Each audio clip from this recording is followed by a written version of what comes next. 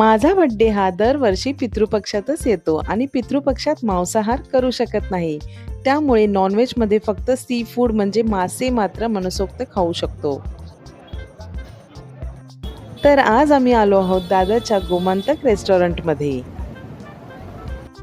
इथली वाईब तर मला नेहमीच आवडते. लखलखीत उजेड नसतो आणि सगळे शांतपणे अगदी माशाच्या जेवणाचा मनमुराद आनंद घेत असतात.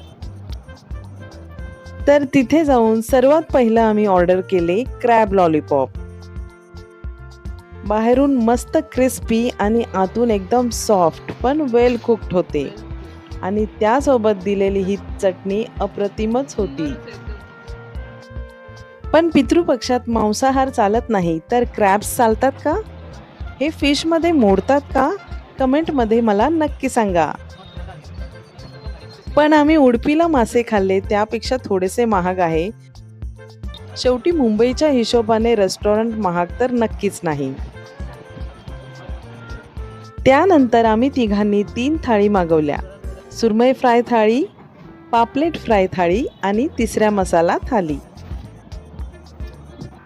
मासे तर मस्त क्रिस्पी होईपर्यंत तळले होते आणि आतून पण छान कुक्ड होते आणि एकदम फ्रेश होते. ओव्हरऑल बर्थडेचे जेवण छान झाले होते. एकत्र मस्त टाईम गेला जेवणाची तारीफ करत करत.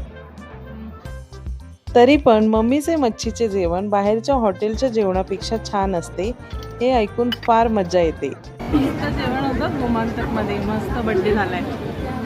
नंबर गोमांतक. बर्थडे वेल हॅपी.